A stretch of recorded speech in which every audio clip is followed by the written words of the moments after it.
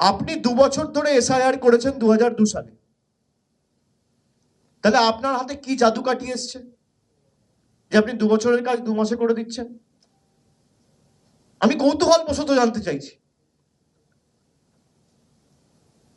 কি জাদু কাঠি আছে আপনার হাতে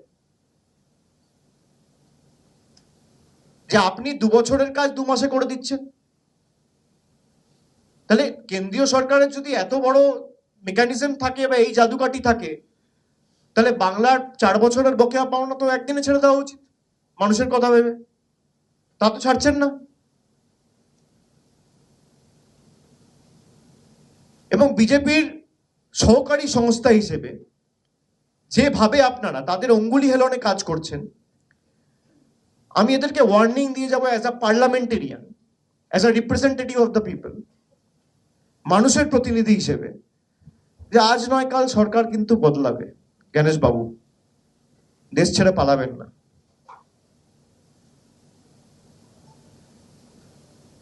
বিজেপি থাকবে না, দেশের সংবিধানটা থাকবে। অমিত শাহ থাকবে না, দেশের সংবিধানটা থাকবে। যেখানে যাবেন খুঁড়ে নিয়ে আসবো, জবাবদিহি মানুষের কাছে দিতে হবে।